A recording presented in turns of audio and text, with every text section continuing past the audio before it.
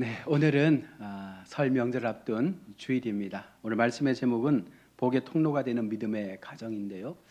우리가 이왕이면 하나님 앞에 믿음으로 살면서 복의 통로가 되어야 되지 불의의 도구가 되어서는 안 될 것 같습니다. 하나님은 언제나 우리를 사랑하시고 우리 가정을 세우시고 우리 개인의 신앙들을 믿음 가운데 겸비하게 세워가기를 원하시지만 때때로 우리의 마음의 완악함들이 하나님의 길을 어긋나게 만들 때도 있습니다.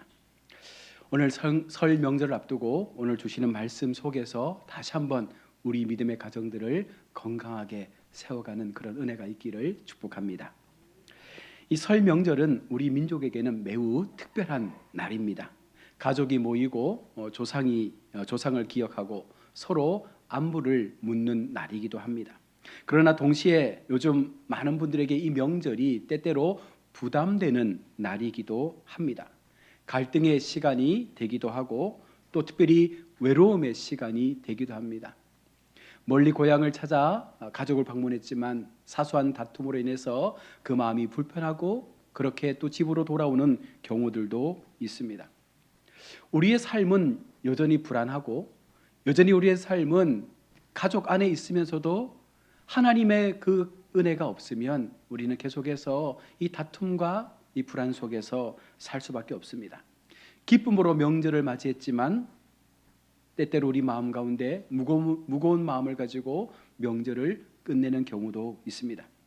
하나님께서 오늘 이 명절을 맞이하는 우리들에게 어떤 말씀을 주시는지, 우리의 가정이 어떻게 하나님 앞에 믿음 가운데 형통의 복을 누리는 가정으로 세워져야 하는지를 함께 살펴보는 귀한 시간이 되기를 바랍니다.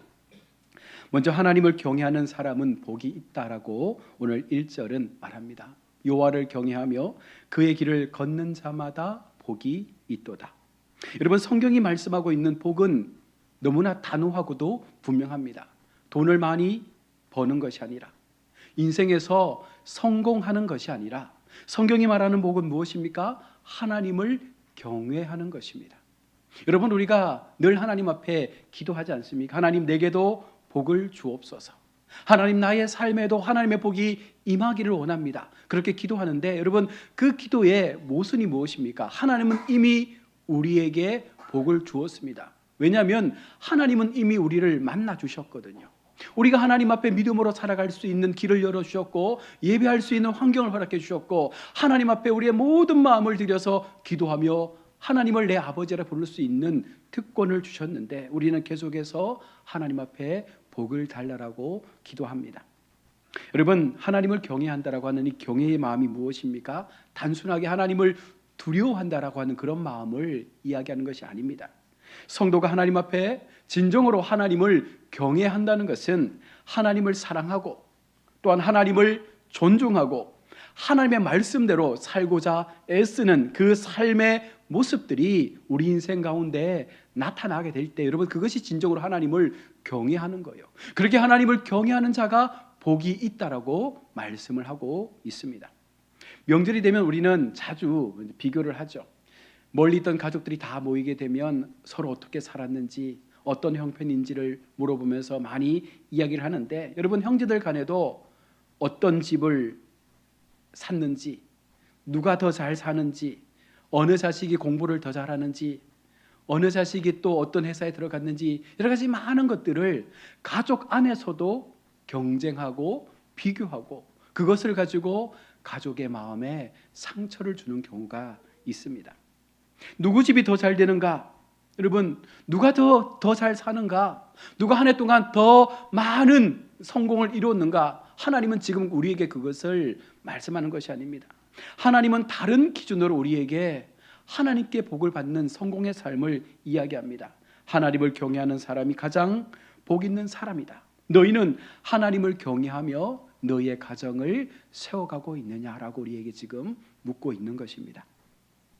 두 번째로, 하나님을 경외하면 가정은 살아나게 되어 있습니다. 여러분, 우리가 하나님 앞에 믿음의 삶을 통해서 하나님의 마음을 가지고 경외의 마음을 가지고 하나님을 온전히 섬기는 가정은 절대로 이 가정은 무너질 수가 없는 것입니다. 여러분, 한번 객관적으로 마음에 손을 놓고 한번 생각해 보십시오. 우리 가정이 힘들다, 그것이 하나님께서 우리 가정에 복을 주시지 않아서입니까? 아니면 내가 하나님 앞에 온전한 경외함을 가지고 하나님을 섬기지 못했기 때문입니까? 저는 후자라고 분명하게 생각합니다. 진실한 믿음과 진실한 하나님을 향한 경외의 마음을 가지고 우리가 가정을 세우고 자녀를 섬기고 믿음 속에서 모든 가족들이 이 같은 마음을 가지고 하나님 앞에 우리가 바르게 살려고 하면 반드시 하나님은 그 가정을 복주지 않아야 할 이유가 없는 것입니다. 내 집 안방에 있는 내 아내는 결실한 포도나무 같으며 내 식탁에 둘러앉은 내 자식들은 어린 감람나무 같으리로다. 하나님을 경외하는 가정은 이와 같은 모습이 드러나게 되어 있는 것이죠. 그래서 여러분, 우리는 말씀 속에서 내 신앙의 본질을 찾는 거예요. 내가 지금 어렵다, 우리 가정이 어렵다, 우리의 삶이 좀 힘들다 싶을 때 여러분, 내가 하나님 앞에 진정한 경외의 삶을 살아내고 있는지를 돌아보면 되는 것입니다.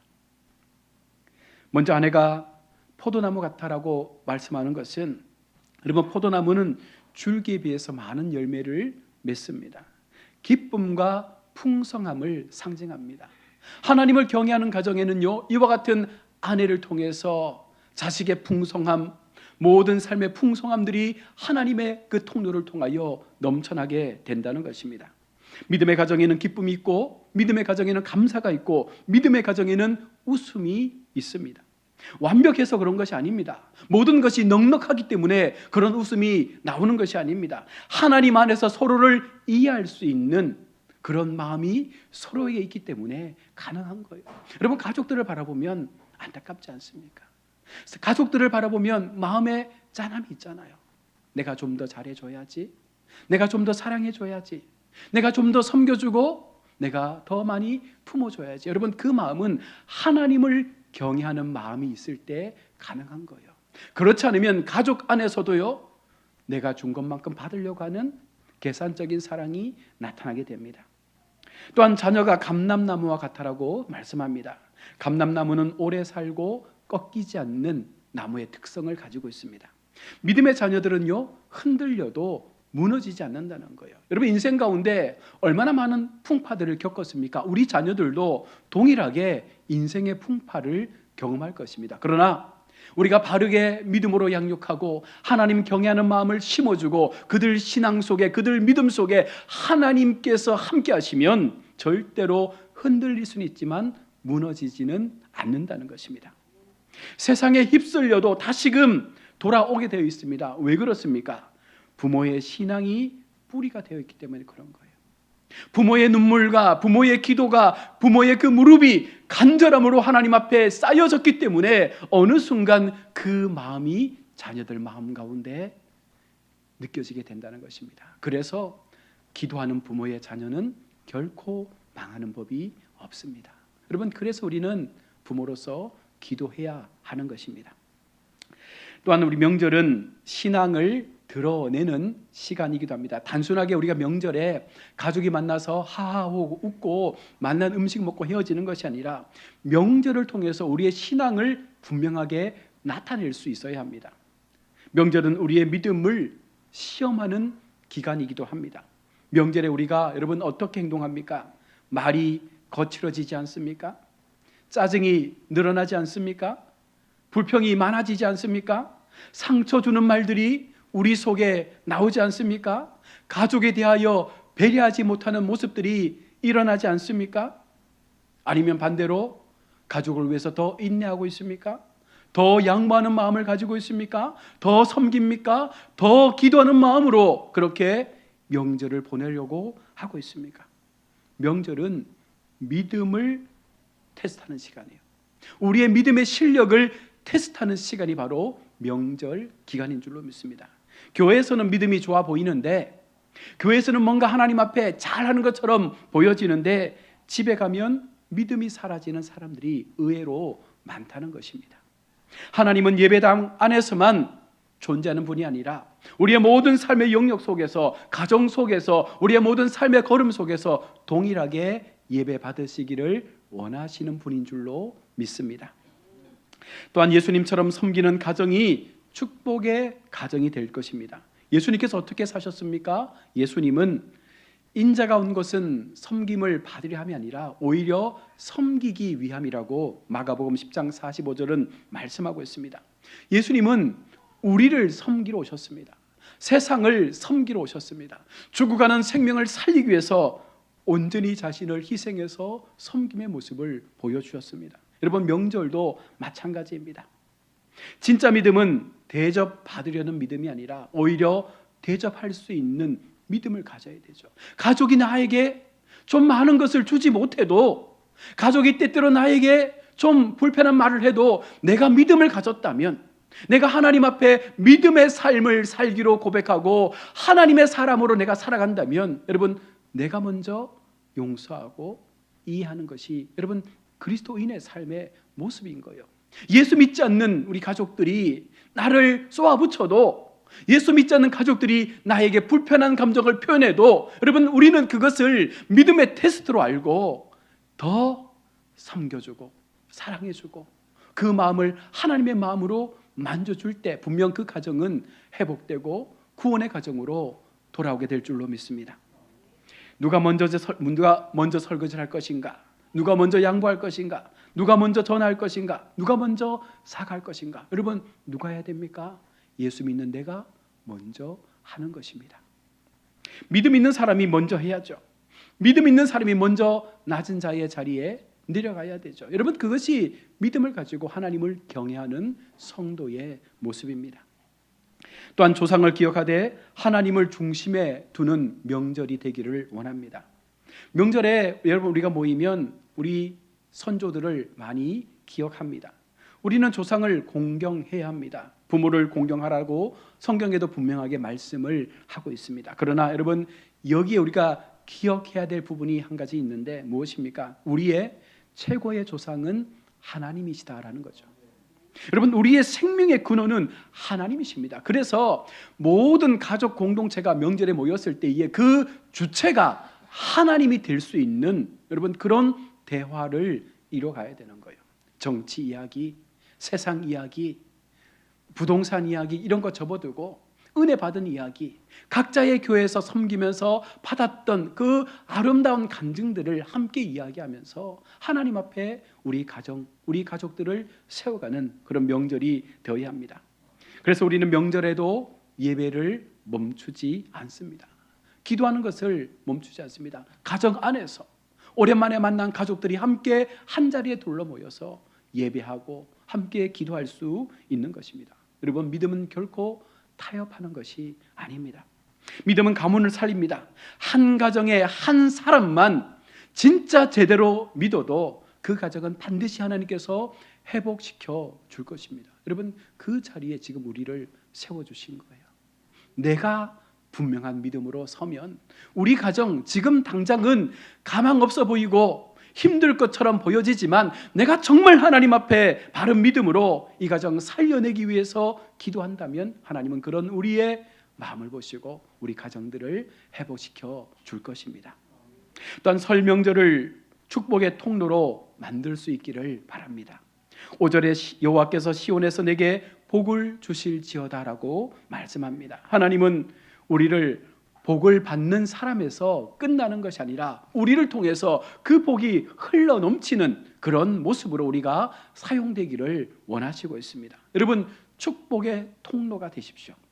나를 통하여 누군가가 하나님을 만날 수 있는, 누군가가 예수의 복음 앞에 그 믿음이 회복되어지는 은혜가 있어지기를 원합니다. 지난 금요일 우리 최임선 집사님의 남편 최삼석 씨를 만나고 왔는데요, 되게 성품이 좋으시더라고요. 독실한 불교 집안에서 자라서 한 번도 교회를 간 적도 없고 예수를 믿어본 적도 없었습니다. 그런데 목사가 신방했을 때 정말 따뜻하게 맞아주셨고 여러 가지 우리 예배 속에 설교를 들으면서 그 모든 부분들을 받으시고 시간이 되시면 교회를 나오겠다라고 하는 약속도 받았는데 굉장히 마음이 많이 열려 있더라고요. 아마 최임선 집사님이 남편을 위해서 얼마나 많이 기도했겠습니까? 교회 온 지는 얼마 안 되었지만 그 시간 동안 하나님 앞에 우리 가정이 예수 믿는 가정으로 회복되기를 바라는 마음으로 얼마나 기도했겠어요. 한 번은 남편의 머리 위에 손을 얹고 기도해 주었다고 합니다. 그때 남편이 아무런 거부 없이 그 기도를 다 받았다고도 말씀을 하더라고요. 여러분, 그렇게 하나님은 믿음의 한 사람을 통해서 가정을 바꾸시고 하나님의 구원의 역사를 만들어 가시는 거예요. 우리가 그런 축복의 통로가 되어질 때 여러분, 우리 가정들이 살아나게 될 줄로 믿습니다. 이번 명절에 이렇게 한번 우리가 살아보았으면 좋겠습니다. 축복의 말만 합시다. 수고했다라고, 고마웠다라고, 사랑한다라고, 하나님께서 너를 축복하실 거라고 여러분, 우리 가족에게 말씀해 주십시오. 아내를 향해서 수고했다라고, 우리 다른 형제를 향해서 정말 열심히 살아줘서 고맙다라고, 여러분 그 작은 한마디 한마디가 여러분 축복의 언어가 되어져서 가정을 지키는 그런 은혜가 있기를 바랍니다. 말 한마디가 가정을 살릴 수 있습니다. 말 한마디가 묶었던 그 감정들을 씻어낼 수가 있는 거예요. 언제까지 그 마음을 가지고 살겠습니까? 언제까지 그 묵은 마음을 가지고 계속해서 불편한 관계를 이루어가겠습니까? 하나님 앞에 내가 먼저 그 입을 열 수 있기를 바랍니다. 또한 기도로 명절을 시작하십시오. 밥 먹기 전에, 고향으로 출발하기 전에, 여러분 어디로 갈지라도, 누구를 만날지라도 짧게 기도하십시오. 하나님, 우리 가정 지켜주십시오. 우리 가정에 믿지 않는 가족들 하나님 불쌍히 여겨주십시오. 오늘 만나는 나의 가족들에게 하나님의 진짜 복음이 증거되게 하여 주옵소서. 나를 통해서, 나의 이 온전한 믿음의 삶을 통해서 한 사람이라도 하나님 앞에 돌아올 수 있는 은혜를 주옵소서. 여러분 그렇게 기도하면서 이 명절을 맞이하면 좋겠습니다. 또한 용서하고 풀고 돌아오는 2026년 설이 되었으면 좋겠습니다. 여러분 명절을 이제는 화해의 기회로 붙잡을 수 있기를 바랍니다. 묵은 감정을 내려놓으십시오. 십자가 앞에 풀어놓으십시오. 말로만 십자가 앞에 주님의 길을 가겠다 말씀하지 마시고, 정말 우리 가족이잖아요. 우리 형제들이잖아요.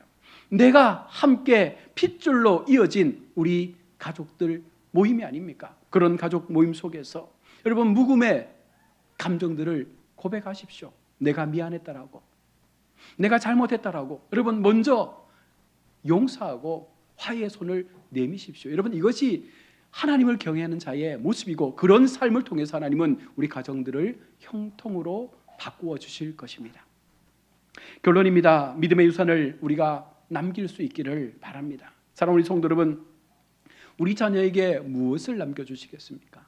우리 자녀에게 어떤 믿음의 모습을 여러분 보여주며 하나님 앞에 우리 이 시간들을 살아가시겠습니까? 좋은 집 주시겠습니까? 지금까지 번 돈 자녀에게 주고 그렇게 하나님 앞에 가시겠습니까? 그것이 땅입니까? 여러분 가장 귀한 믿음의 유산은 그 어떤 것도 아닌 바로 부모의 믿음의 온전한 모습인 줄로 믿습니다. 부모가 어떻게 믿음으로 살아왔는지를 끝까지 자녀들이 바라봄을 통해서 나도 우리 부모님처럼 저렇게 믿음 생활해야지 라고 하는 그 마음이 자녀를 감동시킬 때 하나님은 그런 가정에, 그런 자녀들에게 은혜의 복을 허락해 주실 줄로 믿습니다. 여러분 생각해 보세요.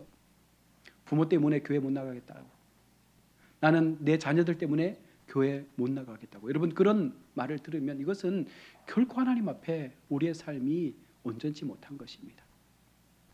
믿음은 평생 갑니다. 믿음은 자손 대대로 이어지는 것입니다. 그래서 시편 기자는 이렇게 마치고 있습니다. 6절에 내 자식의 자식을 볼지어다. 하나님을 경외하는 가정에는요 미래가 있는 거예요. 하나님을 경외하는 가정에는요 계속적인 하나님의 축복의 통로가 연결되어지고 확장되어지는 은혜가 있게 되는 것입니다. 우리는 이것을 소망이라고 말씀합니다. 말씀을 제언하면서 여러분 이번 명절에는 이렇게 우리가 결단하며 명절의 시간들을 보내었으면 좋겠습니다. 먼저 우리 가정을 예배의 자리로 만드시길 바랍니다. 명절 당일 여러분 가족이 모여서 하나님 앞에 예배하십시오. 또한 우리의 가정을 기도의 자리로 만듭시다. 가족이 모였을 때, 행여라도 믿지 않는 가족이 모였을지라도 내가 너를 위해서 축복 기도를 해주고 싶다라고 말하면서 여러분 기도의 시간을 만들길 바랍니다. 또한 우리 가정을 사랑의 자리로 만들어 갑시다. 사랑하는 가정, 품을 수 있는 가정, 용서할 수 있는 가정, 여러분 그 마음을 가지고 이번 명절에는 온 가족들이 정말 함께 기쁨으로 웃을 수 있는 그런 은혜가 있기를 원합니다. 끝으로 우리 가정을 복의 통로로 만듭시다.